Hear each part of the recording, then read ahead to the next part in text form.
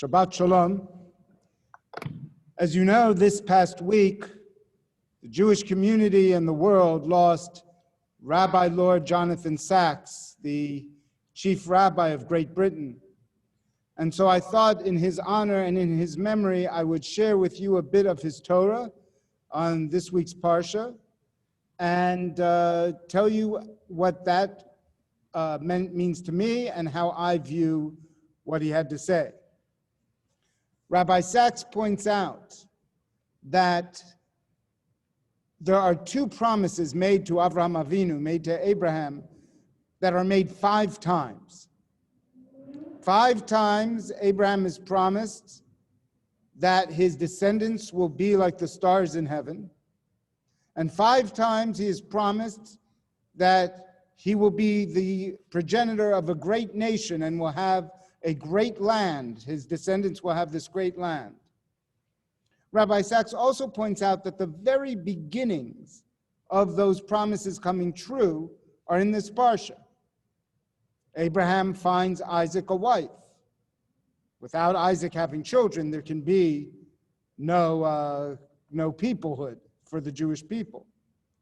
And he buys the caves of Machpelah, the burial ground, which is the first piece of land Abraham owns within the land of Israel.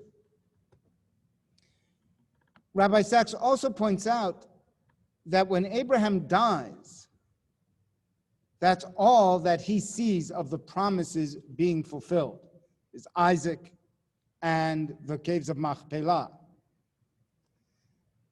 And he points out, and this is where I want to, this is my taking off point, if you will.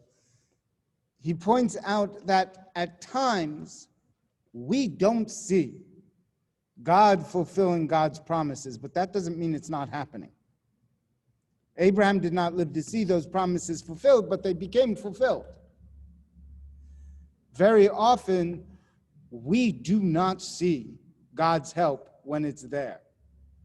There's an old joke of a woman who's late to a job interview, and she gets to the parking lot of where the interview is taking place, and she can't find a parking space.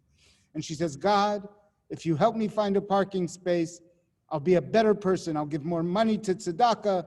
I'll start keeping kosher. I'll start davening. I'll treat my neighbors better. Suddenly, out of the blue, a parking space opens up, and she says, never mind, God, I found one. Very often, God's fulfillment of God's promises aren't obvious, but that does not mean that they are not there. And that is the insight of Rabbi Lord Jonathan Sacks of blessed memory. We now continue with the Torah reading, which is found on page 106 for Parashat Chaye Sarah.